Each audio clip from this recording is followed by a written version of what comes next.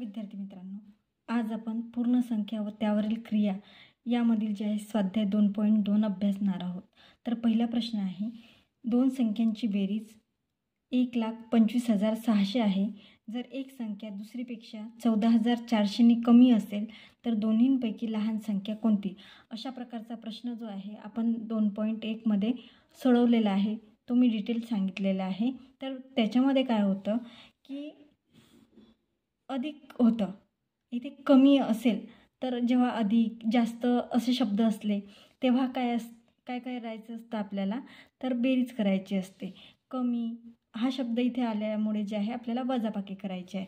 आता आपण option through पण याच्यामध्ये जाऊ शकतो, परंतु जे आहे आपल्याला कायमसाठी एखादी गोष्ट लक्षात ठेवायची असेल तर बेस माहिती असणे आवश्यक आहे।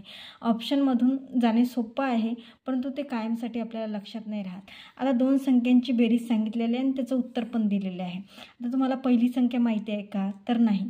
दुसऱ्या संख्येचा थोडासा क्लू दिलेला आहे त्यांनी, तो म्हणजे काय की एक संख्या दुसरीपेक्षा 14,400 ने कमी असेल, आणि कमी असेल याचा अर्थ काय सांगितलं मी, आपल्याला वजा करायचं आहे।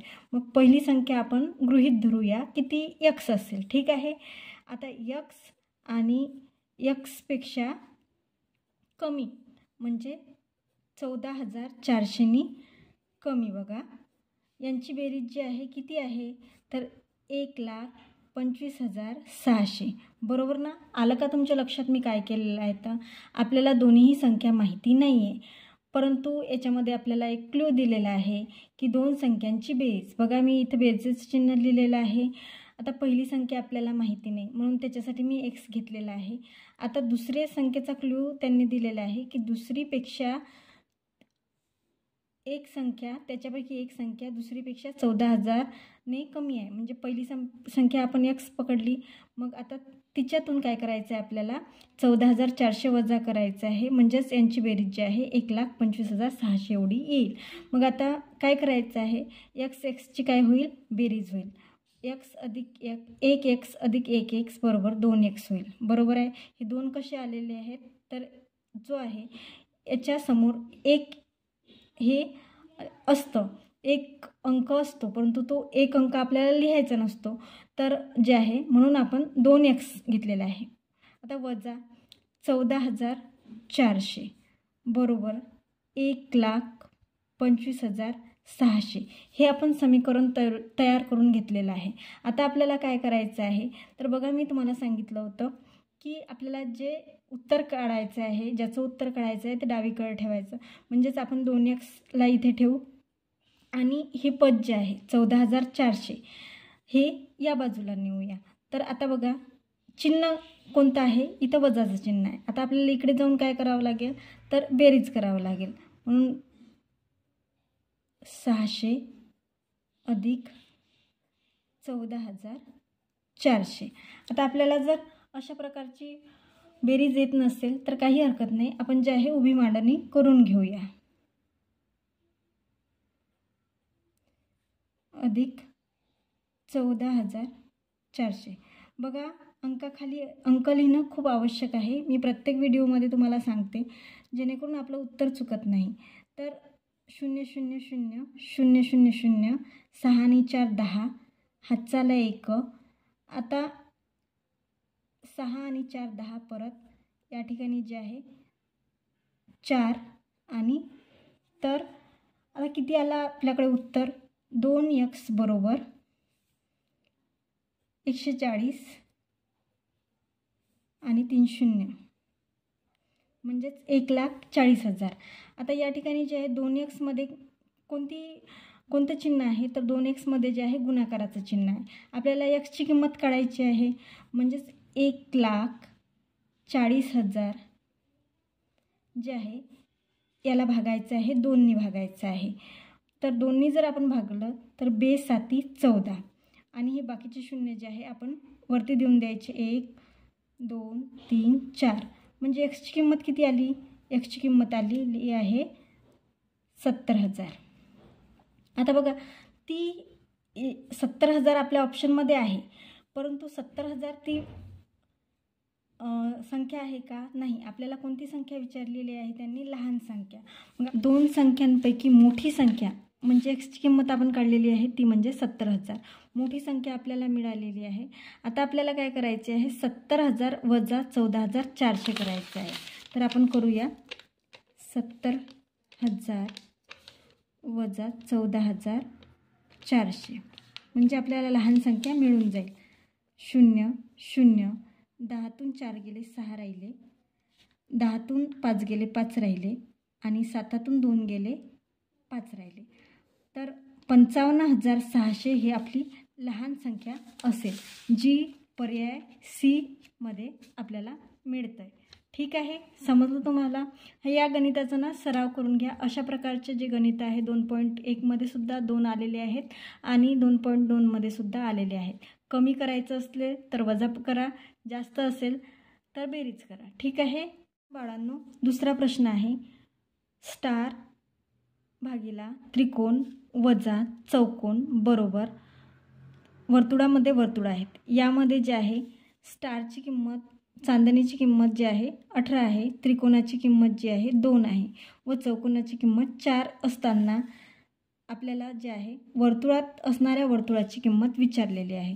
मग आपण सर्व किमती टाकूया. स्टार म्हणजे 18 भागिला जे आहे 2 करणार आहोत वजा 4 बरोबर करायचे आहे. पहिल्यांदा काय करायचं आहे, आपल्याला हा भागाकार करून घ्यायचा आहे. तर बे 1 बे, बे 9 18.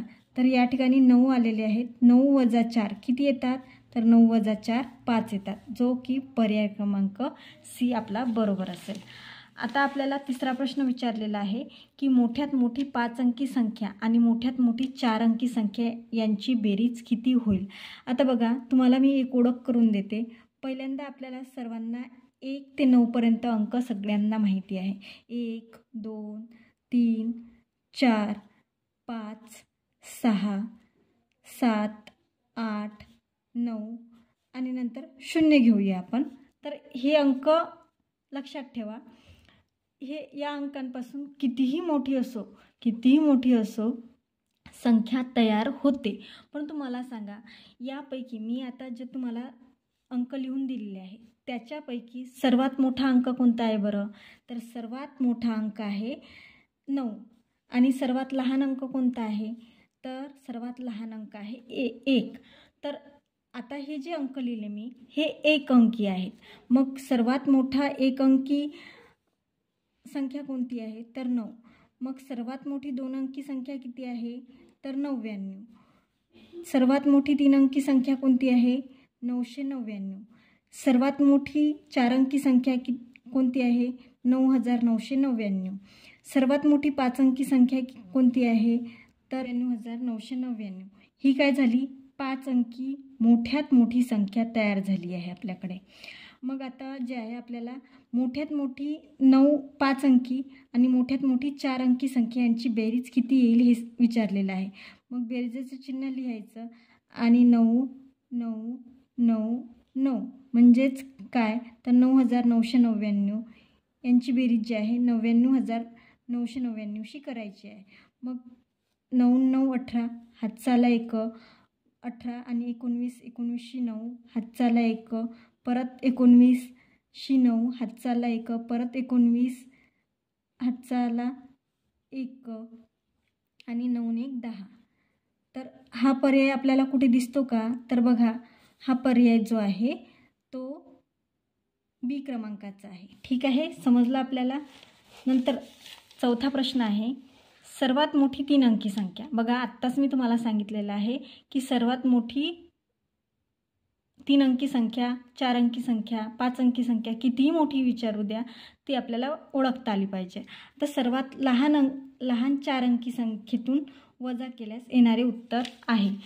आता बघा, मी तुम्हाला मोठ्यात मोठी सांगितली, परंतु सर्वात लहान जो आहे अंक 1 अंकी कोणता आहे, तर 1. नंतर जे आहे 2 अंकी, सर्वात लहान 2 अंकी संख्या कोणता आहे, तर 10. 3 अंकी संख्या कोणती आहे, सर्वात लहान 3 अंकी संख्या 100. हे प्राथमिक स्वरूपात मी तुम्हाला जो आहे चार्ट तयार करून देते. असा जो आहे चार्ट तुम्ही अभ्यासाच्या ठिकाणी लावून घ्या. तर 1 अंकी लहान संख्या कोणती आहे, 1. एक अंकी मोठी संख्या कोणती आहे? 9. मग 2 अंकी सर्वात लहान संख्या कोणती आहे? तर 10. 2 अंकी सर्वात मोठी संख्या कोणती आहे? 99. 3 अंकी जर म्हटलं आपण तर 3 अंकी 100. मोठी जर म्हटलं तर 999. 4 अंकी जर म्हटलं तर काय येणार आहे? 4 अंकी 1000. बरोबर आहे. मोठी जर म्हटलं तर काय? 9999. 5 अंकी जर म्हटलं तर 5000 जे आहे, 5 अंकी जे आहे 1 2 3 4 5 आणि या ठिकाणी 99,999. या ठिकाणी 10,000 आणि इथे 99,999. अशा प्रकारचा चार्ट तुम्हाला समजलं असेल. 5 अंकी 6 अंकी 7 अंकी जो आहे वाढवून जे आहे या स्वरूपाचा चार्ट तुम्ही अभ्यासाच्या ठिकाणी लावा, म्हणजे तुम्हाला लगेच लक्षात येऊन जाईल आणि वारंवार लक्षात ठेवण्याची गरज नाही. तर आता आपल्याला काय विचारलेलं आहे? तर सर्वात मोठी 3 अंकी संख्या सर्वात लहान 4 अंकी संख्येतून वजा केल्यास आता आपली जी आहे 4 अंकी संख्या काय आलेली आहे? 1000 आणि 3 अंकी संख्या काय आहे? तर 999. आता वजा करायची आहे आपल्याला, तर याचं उत्तर काय येईल? तर बघा 10तून 9 गेले 1 राहिले, 10तून 10 गेले 0 राहिले, 10तून 10 गेले 0 राहिले. तर आपलं डी हा पर्याय योग्य असेल. समजलं तुम्हाला? नंतर 5वा प्रश्न आहे 1 + 2 + 3 + 4 + 5 + 9 या प्रकारचे जे आहे आपल्याला ब्रॅकेट दिलेले आहेत. तर आता पहिल्यांदा आपण यांच्यातील क्रिया करू. 3 + 3 + 4 आणि 5 किती होतात? 9 + 9 + 8 आणि 9 होतात 17 + 17 + 12 आणि 13 होतात 25, 25 + 25. तर यांचं उत्तर जे आहे 0 0 0 बरोबर 0, म्हणजे सी हा पर्याय योग्य असेल. 6वा आहे पुढीलपैकी कोणत्या संख्येला 3 4 5 आणि 6ने निशेष भाग जातो? तर बघा बाळांनो, आपल्याला जे आहे कसोट्या पाठ करणं खूप आवश्यक आहे. कसं काय? तर जे आहे अचूक उत्तर आपल्याला काढता येतं. पहिल्यांदा म्हणजे काय, आपण 3ची कसोटी बघूया. तर 3ची कसोटी काय सांगते? तर दिलेल्या सर्व संख्यांची बेरीज, म्हणजे आता समजा इथे 36 आहे, तर या 36ची आपण बेरीज करूया. 6 आणि 3 किती होतात? तर 6 आणि 3 होतात 9. तर या 9ला जे आहे 3नी भाग जातो का? तर निशेष भाग जातो, म्हणजे या संपूर्ण संख्येला जो आहे 3नी निशेष भाग जातो. 6ला सुद्धा निशेष भाग जातो. आता 9ला सुद्धा जातो, म्हणजे 80 जे आहे आपलं पर्यायातून कट होणार आहे. नंतर जे आहे आपण 4चा विचार करूया. 4चा नंतर विचार करूया, कारण की जे आहे सगळ्यात सोप्या म्हणजे 3 आणि 5ची कसोटी आहे. आता 5ची कसोटी काय म्हणते की ज्या संख्येच्या एकक स्थानी 0 आणि 5 असतो, 0 आणि 5 असतो त्या संख्येला जे आहे 5ने निशेष भाग जातो. मग यापैकी दुसरी संख्या बघूया आपण. तर जे आहे 36ला 3ने तर भाग जातो, परंतु 5ने भाग जात नाही, म्हणून हा पर्यायसुद्धा कट होणार आहे. कारण की आपल्याला जे आहे सर्व संख्यांना निशेष भाग जाईल अशी संख्या शोधायची आहे. मग जे आहे आता 4ची कसोटी काय म्हणते? तर 4ची कसोटी असे म्हणते की एकक आणि दशक या संख्यांना जो आहे 4ने निश्चय भाग जायला पाहिजे. तर 4ने बघा 8ला निश्चय भाग जातो, परंतु 9ला निश्चय भाग जात नाही, त्याच्यामुळे हा सुद्धा पर्याय कट होणार आहे. म्हणजे आपल्याजवळ पर्याय कोणता उरलेला आहे? बी पर्याय हा उरलेला आहे आणि तेच याचं उत्तर असेल. तर जे आहे आता आपल्याला या पर्यायातून तर आपण उत्तर शोधलं, परंतु बघा असं जर तुम्हाला प्रश्न आला तर अजून एक, जर तुम्हाला ही पद्धत वापरता आली नाही, पर्याय कट करण्याची पद्धत वापरता आली नाही, तर अजून एक पर्याय वापरायचा, तो म्हणजे आपण याच्यातील सर्वात मोठा अंक शोधायचा, संख्या शोधायची. तर सर्वात मोठा अंक याच्यातील कोणता आहे?